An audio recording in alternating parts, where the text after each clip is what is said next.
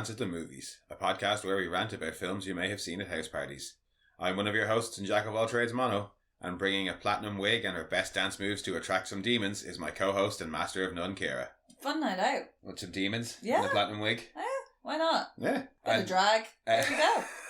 The more attentive of our listeners will perhaps notice that there are no demons in the first episode of Pretty Little Liars. No.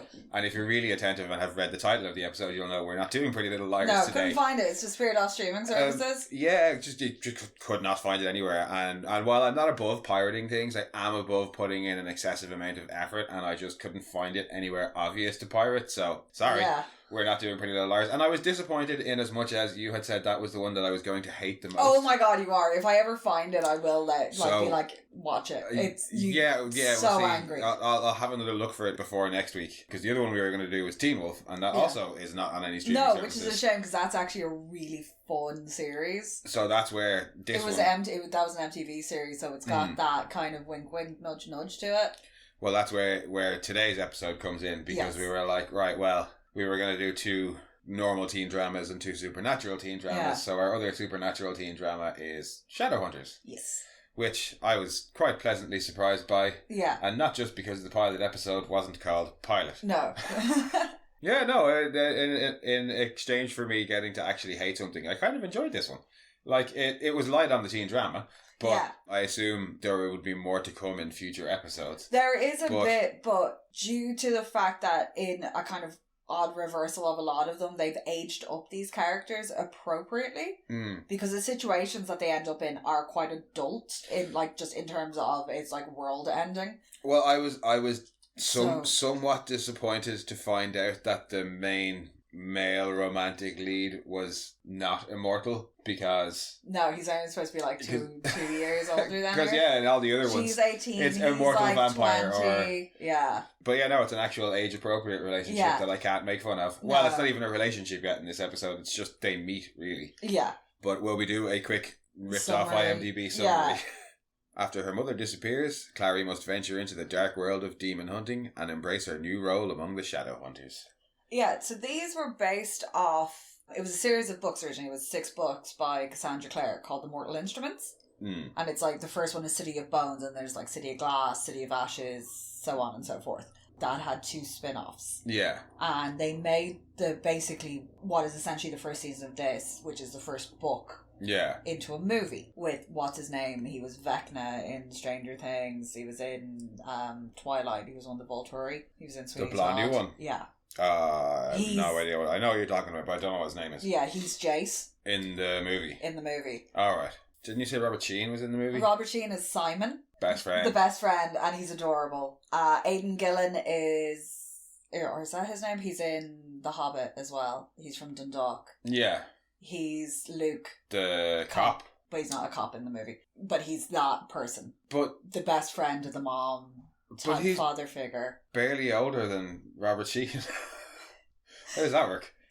He looks kind of grizzly. Alright. Yeah, Jonathan Rhys-Meyers is in it as well. It also introduced me to Jared Harris. It was the first thing I saw him in, and I was like, this is brilliant. I need to see more of you.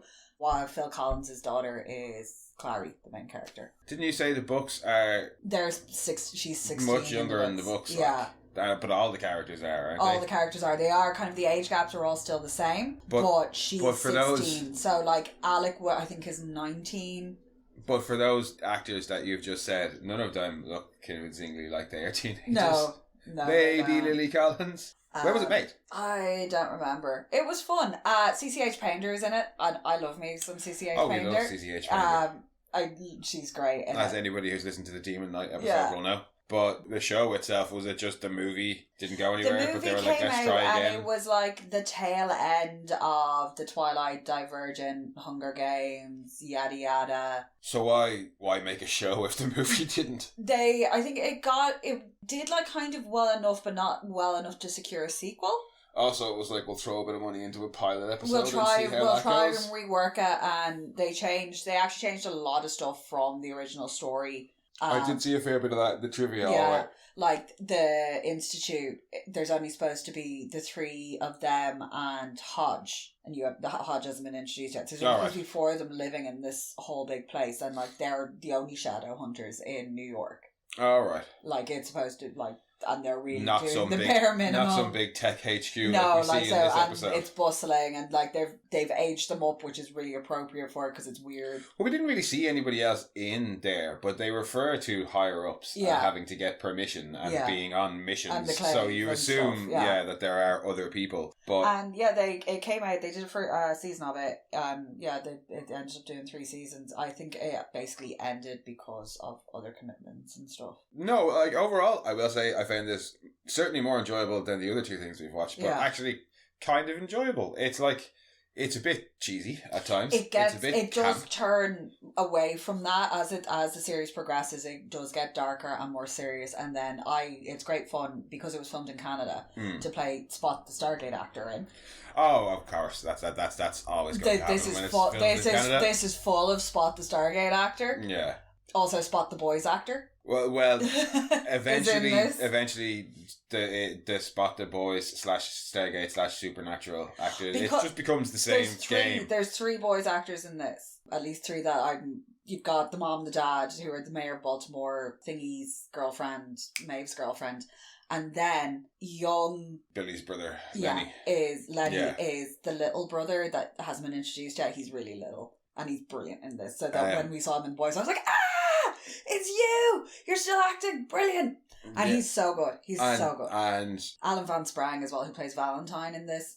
Phenomenal. It's worth watching the season. He doesn't have much going on in this episode. No, but his progression through it, and then it culminates. There's an episode later on where there's a body switch, and he is just phenomenal. That's always fun for, anything. It's kind of like watching a pivotal role of somebody playing a pivotal role, and you go, anything you are in now, I will watch because of you. Yeah, you don't get much of him in this episode. It's just little introduction of the main bad guy, I'm assuming. But I did particularly like the bit where one of his underlings didn't know how to read the room and gets himself fucking stabbed with, I don't know, he's injected with something, poison or something. Yeah, it makes him melt basically. Yeah, but it's like, yes, I do enjoy bad guys who are willing to just kill their own men in brutal ways. He's a very, very fun bad guy. No, it's set up. He's not only extremely physically brutal. Yeah. He also enjoys a good mind game. I'd need to see more of him before I decide whether or not he's any good. But what I did like about it was what they managed to set up of the world in the first episode, because I am a sucker for world building.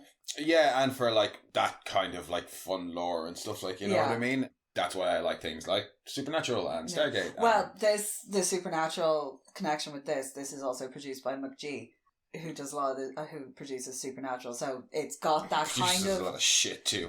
Yeah. No, in fairness, The Babysitter was fun. It was fun, but that doesn't negate the other shit he's produced. Yeah, but it kind of toes that line of it's not quite teen; it's more young adult, very early 20s. You can still enjoy the situations that they're in, but it's got enough mature content. The vibe I got off just that one episode alone was very much kind of like a Supernatural-esque show, only with the additional thing of there's going to be romance subplots because the 2 leads are a guy and a girl. Yeah. And not 2 brothers. Yeah. So it's going to be kind of that's what I'm guessing. They're going to expand out the world, and there'll be various different types of monsters. Well, Jay says that in the episode when he's because you've got demons, so there's Well, no, but he even says when he's trying to explain to her, he's like, "All right, short version, it's all real. The legends are true. Yeah, the legends are true. So it's like Supernatural in that sense of when they have to give the talk in Supernatural, and it's just so everything." It's all real. Legends you have the whole lot. Yeah. Just pick one, and it's real. Yeah. So I'm guessing this show is going to go that way as well. Yeah, it's in that. Because we already see in this, we've seen warlocks. Yeah. Demons. Yeah. The Shadowhunters themselves, who haven't quite been explained yet. You've explained them to me. I have told you several times I will continue watching this show because I actually kind of enjoyed it. Stop telling me what happens in it. So, we've seen demons. We've seen warlocks, we've seen Shadowhunters, who we don't know what they are yet, and we'll continue not knowing what they are until the show explains it to me. Okay. We also saw some big, Hydra thing? So, in the flashback? Yeah, it's crazy looking, isn't it? It looks like it's out of Men in Black. So there's, No, I was about to ask you a question after just giving out to you for telling me.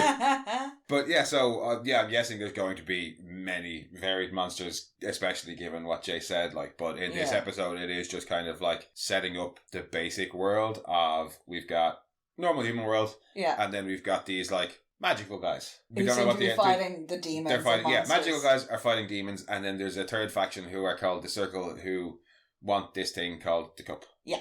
And I'm guessing that's basically going to be the season at large. Is and you find bad demon faction. Her mom has stolen said cup. Well, that's and has been on the run. For the implication is years. Well, the implication is there in this episode that if she he stole, flat out says that she hid from the Circle for 18 years. No, so if not that she stole the cup, certainly that she is in possession of it and hiding it from others. Yeah. That becomes fairly clear in the episode. Yeah, and that there are people willing to go to great lengths to get to it.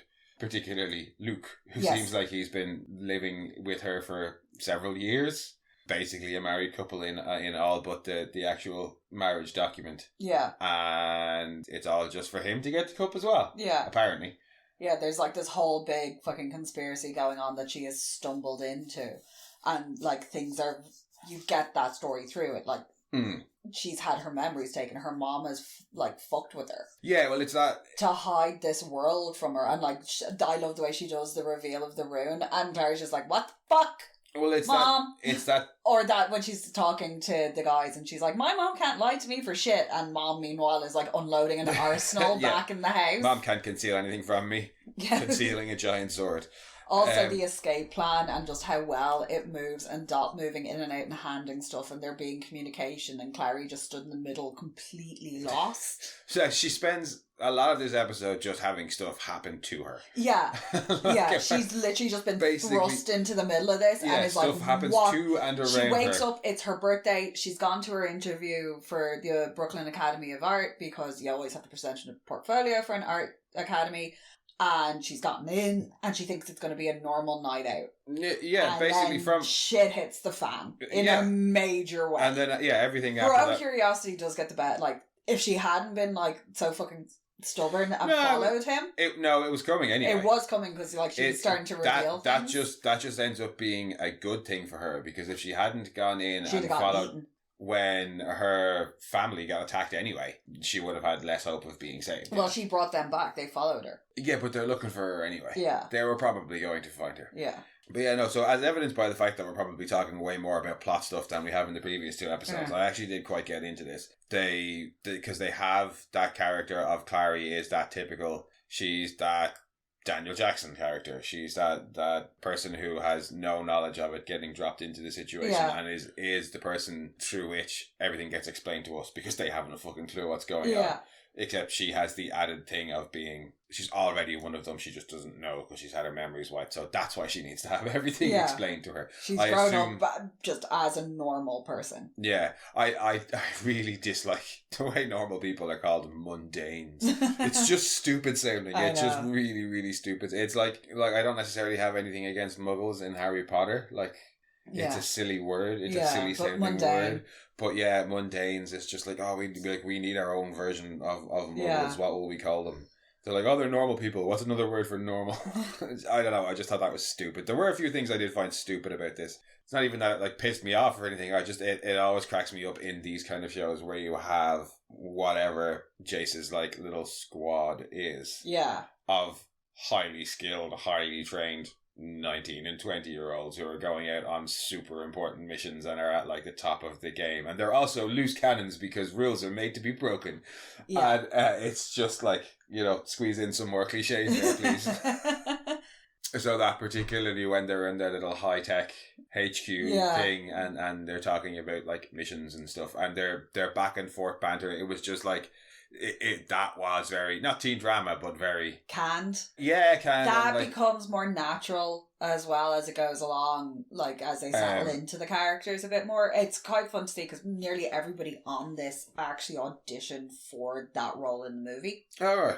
And then they got to play those characters and like build them out a lot more. Yeah, no, I would hope that kind of gets toned down a bit more in the show. Yeah, like if it stayed like that would put me off. It was like I think I mentioned it off air like in Buffy when they jump the shark. They have the science facility thing under the college. Riley's guys. And all Riley's guys that are like in their 20s, but they're black ops dudes. The world, like...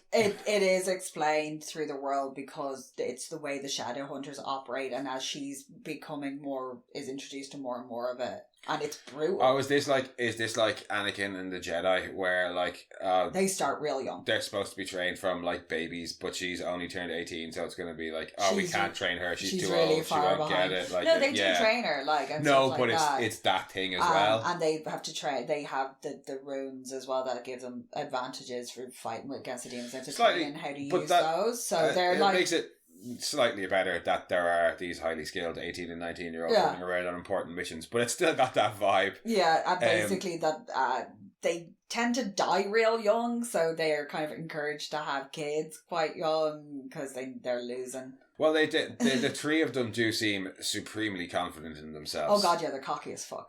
Some bits I liked, like when he's talking about the runes that he's got to be invisible. Yeah. And he's like, which is a shame because I'm denying the world all this. Oh yeah, Jace is so full of himself. But in a funny way. Yeah, no, and it's not insult. Like if he, the girl, I've forgotten her name. Isabel. She is a little bit more annoying. In her, she gets better confidence and cocksurety. She's very comfortable in her body. I did like the bit where she goes when she's got her wig on and she goes to do her dancing, and she takes the wig off. But the brother basically sends her up onto stage, and it's basically like, Ula, go to work. And then as you say, she immediately takes the wig off, and it's like, I thought the wig was to like attract the demons. The two of them, you didn't actually get a huge amount of. Alec and Isabel. Yeah, I'm assuming they'll get more as the season goes on. Alec's very much like the kind of, he's the eldest and he's kind of feels the most responsible. Oh, that was very clear. Yeah, he's very uptight and rules and you know, I gotta kind of manage these two fucking idiots. But he's not the one in charge. Yeah, like he can temper them to a certain degree. There are very tropey aspects to things that I saw in the first episode. But I liked the world was interesting to see. Like where last week I was like on the first watch I was like, I'm kind of getting into this. And then on the second watch, I was like, this is a proper serious teen drama, and it's actually not as entertaining, as fun as I thought it was. This has enough gory violence and shit. On the second watch, there's action, there's intrigue, they're not too heavy on the love stuff. I'll talk about the friends in a minute. Doc going out the window though was that was a nice fall. Fucking off the fire escape. You're like, ooh, the effects were well done as well, if a little bit cheesy at one or 2 points. But overall, they clean up as well, and they make changes to it. They use a lot of contortionist actors to do demons, so that when you have demons hiding in human skin, like you see with the shapeshifters and stuff, they can then do the run up the wall and climb with the head looking at you type thing, and they use stuff like that really well, and a lot of actual in-camera physical, so the interactions actually make sense. The action was decent. The special effects were quite well done as well. I really liked the world building they put in, the kind of the start of the mysteries that they gave to us, of who the various factions were. The things that I didn't like were maybe the some of the cheesier stuff and the kind of tropey stuff. I found it to be very very try hard at certain points, particularly in that opening scene when they do their little falling backwards with the superhero landing. Yeah. The follow was okay. But she then they all ridiculous do the with flip. the long coat in the hair, and then when they all do the flip, I was just like, wow, that was proper try hard. Yeah. But I was like, it's also kind of like, how do we introduce this as they are not quite human? No, I got that all right. But if you had known nothing about it, you'd have been like, oh. It was funny because it was evil. And nobody noticed? I was like, how did nobody notice? But then they show one of them doing the arm thing that makes them go invisible, and it was like, oh, okay, that's why nobody notices. How nobody notices the shapeshifter repeatedly changing shape is a different story, because I assume that's not hidden from I like the switching. It's well done. And then when she gets up off the sofa and her face goes... It was weird because overall the show was a mix. Well, this episode was like a mix of camp, and dark and gritty. That mid to late 2000s dark and gritty also mixed with quite camp, and I kind of liked. I'm not gonna lie, I like that. It was just. It does need it because parts of the story as it goes on, it can get very boggy because it's just kind of like shit after shit after shit as things escalate. And then you get these moments in it that are just silly camp fun. Yeah. Or somebody will make like a quippy phrase and it'll break the tension in it, and it's paced really nicely. Also, whoever was a sound editor for season 3 deserves all the awards because it is. I think I've shown you clips of it. I've just been like, whoever did this, like, round of applause. No, it was. The pilot was well put together overall. Like I say, it was cheesy in parts, it was camp in parts, it was a little bit tropey in parts.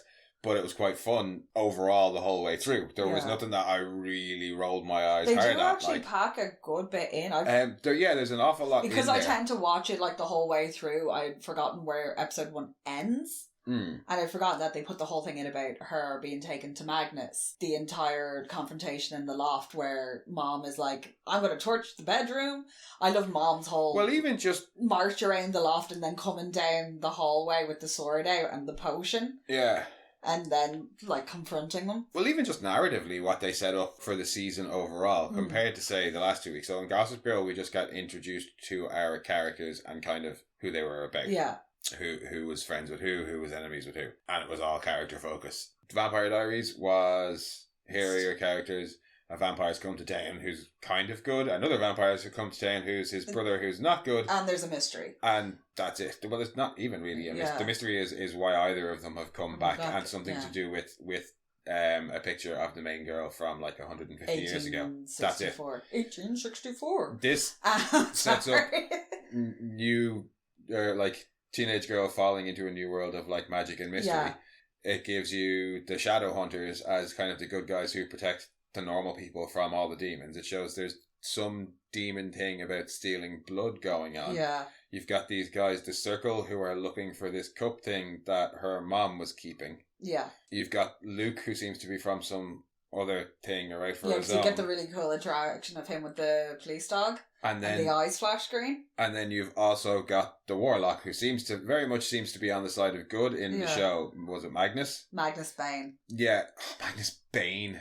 Jesus Christ. Oh, wait. That's the type of name. No, that's the type of name that a 14-year-old goth gives to himself. It is. I think he is one of the oldest characters. I think he's supposed to be like 800 or 900 years old. So he's been around for a good bit. Yeah, there's no... Yeah. There's the only time you'll ever meet an actual teenage Magnus is the ones that I just described. Yeah. When they're characters and they're called Magnus, they're always like ancient. Yeah. Magnus Bane. I like his cat way to ruin the character before he even gets started with him. No, Magnus is fabulous. But you've also got him there, and he seems to be... I actually got kind of a Papa Midnight vibe off him just from what we saw in the episode there of a bit of just kind of like he's like you guys have your own thing going on and I have my own thing going on and I don't really want any part of your shit to stay away from me was kind of the vibe I got. Also when he's like, we've endured worse, and he's like, no, you've inflicted worse. I was there. I remember. Get out. Yeah, so there's kind of history there as well set up. So there's really quite a lot set up to go forward in the season, and obviously we've got. I'm guessing Valentine is the head of the Circle. Yeah. I like the fact that he is camped out in Chernobyl. We don't know what... Oh, yeah. It's just like, everything has been in the city up to that point, and then it's just Chernobyl on screen. It's like, what? Why are we in Chernobyl all of a second? Bad guy, if you want to be super bad. There's no reason for him to be there that we know of. It's just so like... Obviously, Shadowhunters aren't affected by radiation. No, it's not that. It's just like, he doesn't... They don't explain in the episode why he's in Chernobyl at all. So it's not relevant at this point that he's in Chernobyl. So why did they fucking tell us? Why couldn't they have just cut to him in whatever fucking rundown factory he's in and given us the scene? Yeah. And then in the next episode, whenever we find out why he's in Chernobyl, that's when you tell us that he's in Chernobyl. Like, do you get what I mean? It was so weird because, like, at no point in the start of the episode did it say New York or nowhere else did it say where we were. Well, you got Brooklyn. No, but like, it just, I don't know, it was just so weird. The assumption is just that if it's a cityscape, if it's a, like, metropolis, like, it's New York. Yeah, and plus then it could have been a little bit of a thing of like, oh, we just assumed he was in the same city hiding out somewhere else, but actually he's in Chernobyl and here's why. It was just weird because it was like, what? And especially because it just comes up on screen out of nowhere. Massive letters, Chernobyl. And then we just get a normal scene and I was like, that was weird. I nearly forgot about that. But yeah, no, so there's a lot set up there and then there's a lot for us to find out, you know, who are the Circle? Why are they the bad guys? They seem to maybe again, just from what I've gathered in the episode, and they're using the same weapons as the Shadowhunters. They're not demons, because when they get stabbed, they don't go poof. Yeah. So are they like rogue Shadowhunters? Well, you see at the end of the episode, you see him uncovering Jocelyn's circle room on her neck. So they're a rogue faction of Shadowhunters. That's what I had assumed. They're essentially kind of Death Eaters. If you like, they're that kind of. They're a break off. Don't be explain. And also, I don't. That's no good explanation to me. I've never read Harry Potter, and I did watch the films, but I don't really remember much of them. Yeah. So, given that this whole thing was supposed to be about me suffering through teen dramas, and I didn't do much suffering, we should at least talk about the teen drama aspects of it. Yeah, the Jason Clary. You've got Jason Clary, who are a bit like, ooh, you're intriguing. He's more like, you're intriguing and I don't know you. Yeah, there's no... And she's like, basically, you're hot, but also all this other shit is going on, but also you're hot.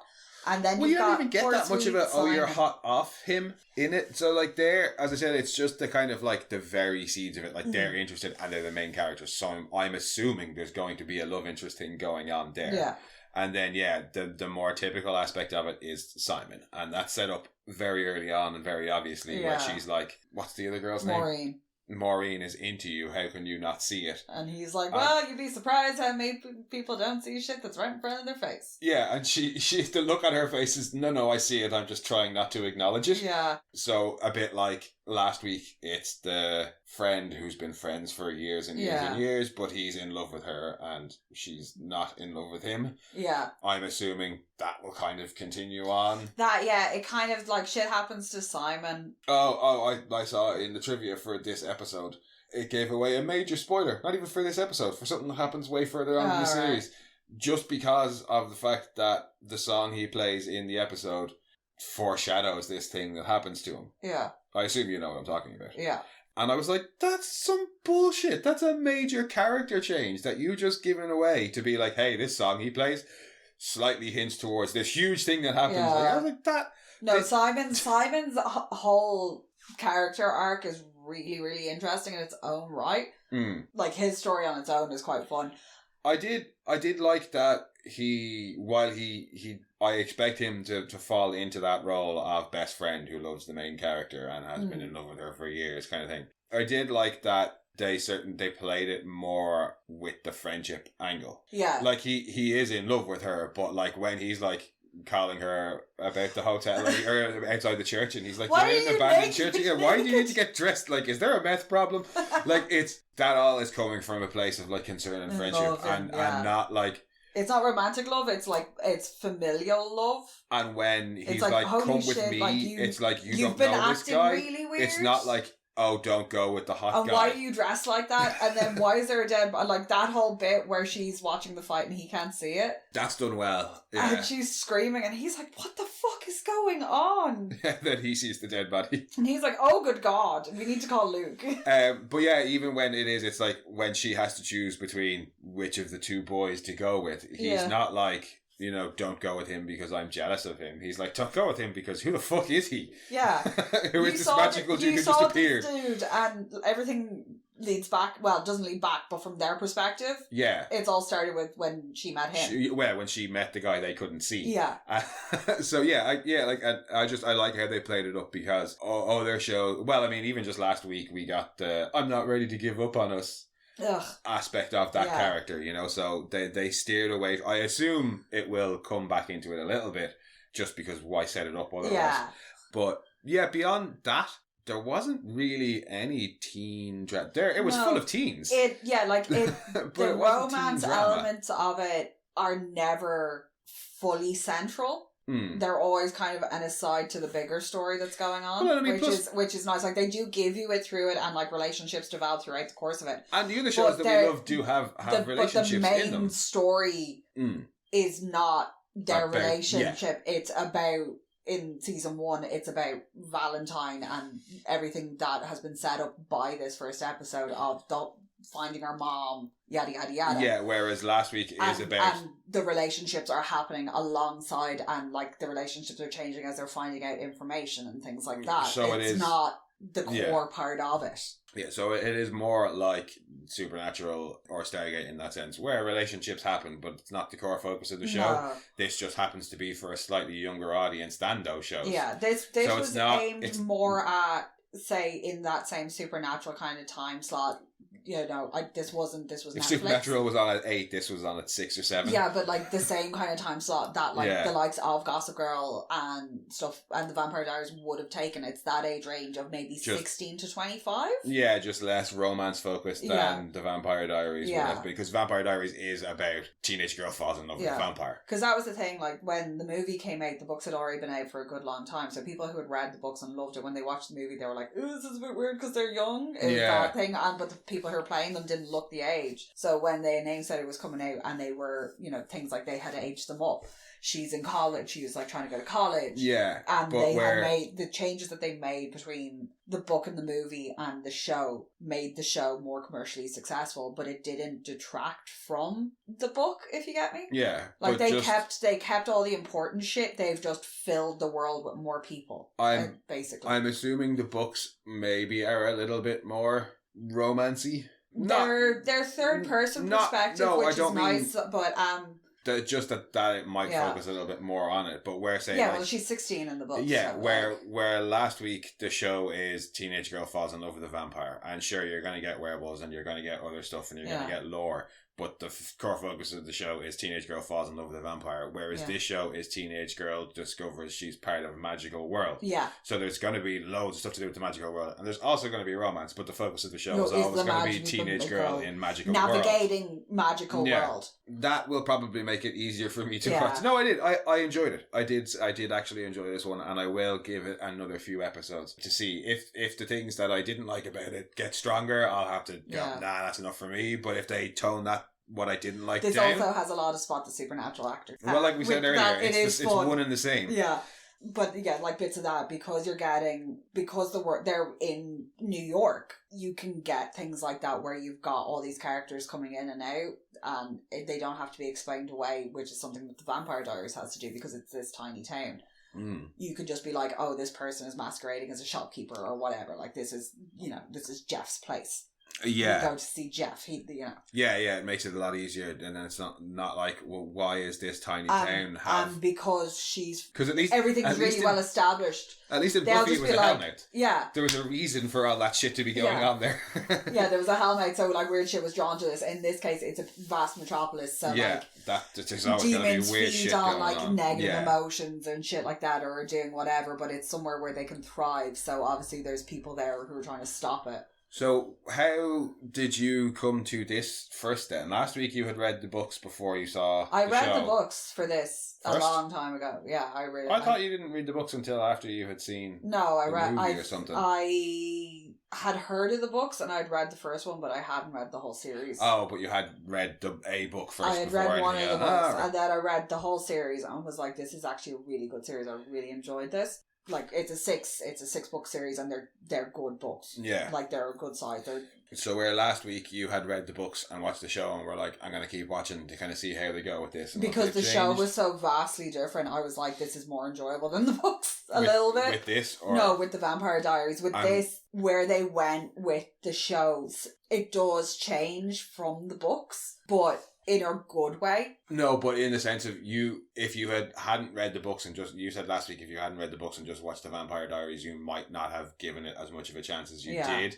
If you hadn't read the book. No, I'd probably watch this. You'd probably watch this anyway. I'd have watched at least, the first season or two. Like, because again... You're where I am, basically. Yeah, because it came out on Netflix and it was the whole season. Yeah. I was able to... I watched, 2-3 episodes into it and been like, this is really good. I want to watch it. Whereas things like, I think we tried to watch... Well, it was basically Lord of the Flies with your one who was in Supernatural. Oh. Who was his... it has a real bland name. Yeah. I got about halfway through that episode and was like, how is this... Was that The Order? No, I actually watched The Order. It had a real name. It was something like that kind of name. Like. But like, were watching it and it was a slog and paused it and was like, oh my god, it's only halfway through the first episode. We thought we were like two and a half episodes in. Whereas this, when the first episode ended, like that was when I was watching it this time, because I tend to watch it. You asked me the whole way I watched through. This first before you like, did where your does first. it You end? were like, where does the first episode end? Because I couldn't remember, because and it does flow. Squeeze way more in. There's so much in it, Whereas I accidentally watched a little bit of episode 2 of Gossip Girl. I thought that was how it ended. My favourite bit of the episode was Dan actually the start of the second episode. The cab door. But I had no interest in watching any more of that show. Last week, had I tricked myself and allowed myself to go into the second episode of Vampire Diaries, I might have watched it a little bit more. This week, I actually had to stop myself from watching more, from continuing to watch more, because I was like, I need to just watch the first episode and just discuss that. It's a really so I did actually enjoy it. Paced show as well. It's got a lower rating than both the other shows were around 7.5, 7.7. This is 6.5. I think because of when this came out, like the first season, it did perform well, but it wasn't what they wanted it to be. But then season 2 picked up a lot more. But at that point, they had kind of said season 3 was going to be the last season, and they split that in 2. Yeah. Which did damage it a bit, because people would watch the first half of the season and were like, when's the rest of it? And then they did that shitty thing they do where they release it in like February when nobody gives a shit. Oh, right, yeah. Yeah, they don't help themselves sometimes, do they? No. But yes, no, overall, I actually did enjoy this one. Yeah. Probably because it's the least teen drama of teen drama-y of them so far, and the most, like, supernatural world with lots of expansive lore to explore. Yeah, there's a lot in it. It gets way bigger. I will continue to watch it and maybe even give an update at some point in the future as to how I am enjoying or not enjoying it. Anything else for you? No, I thoroughly love this series, and I need to actually find it on hard copy, because I'm terrified of the day it goes, because I actually do, even when I do rewatch it a lot for comfort, but I also rewatch it because I enjoy the story, and even though I know what way the story's going to go, every now and again, I'm like, why are you doing that? Like, you root for characters in it. I would say you watch this more than... I shout probably at this more a than lot. Vampire Diaries. I do watch this a lot more than Vampire Diaries, because Elena gets very fucking... The first 2-3 seasons of Vampire Diaries are a slog, and then once they get into college... Yeah. It gets... And they bring in the likes of Klaus in the originals, that's when it gets fun. I fear... Whereas this is, because it's short, it's only the 3 seasons, they get right into it. Yeah. I fear Clary may get a little bit annoying as the season goes on. Yeah, she's nowhere near as bad as Sabrina in The Chilling Adventures of Sabrina. She's annoying as fuck. We'll see how it goes. For the minute, I'm certainly willing to watch more, which is a new thing. Yeah. Oh, and as a side note, Matthew Daddario is just like painfully handsome. Him and his sister together are like... I mean, if I have to choose, I'm going to go with the sister. Yeah, but like it like the whole family is just painfully they are both attractive. very handsome. Like, well, I mean, everybody on this show, yeah, like was painfully attractive and handsome. Everybody, like you can tell it's American, Canadian. Yeah, but I mean, like they're all disgustingly. Even she's like, oh my god, are all you stunning people? And it's like, have you looked at yourself? That's also her real hair color. How like stunning and ridiculously handsome and all people in the show were. Yeah. The first time I watched it, I thought Dot was supposed to be one of her friends, not her mother's friend. Yeah. It wasn't until she appeared in the second scene and I was like, oh, you're her mum's friend? I thought you were just like a slightly older friend. Like, also, Dot taking the piss out of Taro. Yes. And being a warlock. And being, an actual magical person. But yeah, no, that was the Mortal Cup. No, Cup? No, Shadowhunters the Mortal Instruments. No, the episode was called the Mortal Cup. Yeah, that's what I was saying. Yeah, I was going to say that was the Mortal Cup, the first episode. In a fun change of things, the Mortal Cup is an actual physical item as opposed to a person. I kind of just assumed, I was like, she's going to be the Mortal Cup. No. The way they're setting it up, it's totally going to be her. But then I was wrong about that, but then I did guess what her actual deal was. Yeah. But yeah, no, that was the first episode of Shadowhunters. I actually found it quite enjoyable. If it's your kind of thing, maybe check it out too. Like I can't guarantee it's good yet because I haven't watched the rest of it, but Ciara recommends it. Yeah, but it's silly fun escapism. Yeah, and that's something that we definitely like here at Manor Rants. But yes, as ever guys, thank you for joining us. We'll be back next week with the unknown last episode of our teen drama Punishment for Mono. Yeah, we'll see what's up there. But it has to be a strict teen drama this time. Ugh. Because, in the sense of we've done 2 supernatural, so we have to do another one that's like Gossip Girl or Pretty Little Liars, or what our original plan was. Pretty Little Liars. One of them, no, Riverdale, is that straight teen drama? No, that Riverdale is everything. Riverdale can't decide on a genre. What other ones are there? Yeah, that's what I'm thinking. At this point, initially it was ones that you had watched loads, but we can't find the ones you had watched loads. So what's the most teen drama-y one you can think of that I would absolutely fucking hate? Like, I don't know, you said they rebooted 90210. Was that terrible? Oh my god, I nearly vomited my eyeballs watching the first episode of that. They are so insufferable. What else you is there? Slap every single one of them. What other ones are there? I don't know. Because I watched all, like, either cartoons or weird... I suppose actually the thing to do would be try and find the first episode of that fucking Euphoria. That would be one of the... as far as I'm aware, that would be one of the bigger, more recent teen dramas. A lot. Yeah, but Skins is old. Skins is really old, yeah. And the other ones, not modern, like fucking the last 10 or 15 years. But like, yeah, Euphoria. What else was there? 13 Reasons Why. I did watch the first season of that, but I would not recommend rewatch on that at all. My mental health wouldn't be able to take also, is the first episode the one where she kills herself? No, the very last episode, that when I watched it was before they edited that last episode. So the last episode of the season is the one where she kills herself? Yeah.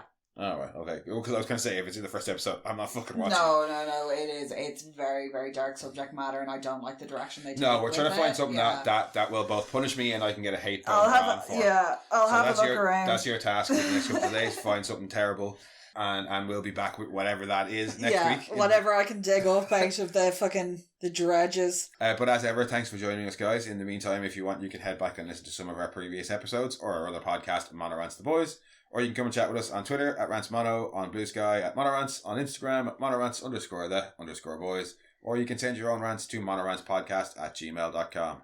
And we'll chat next week. Bye.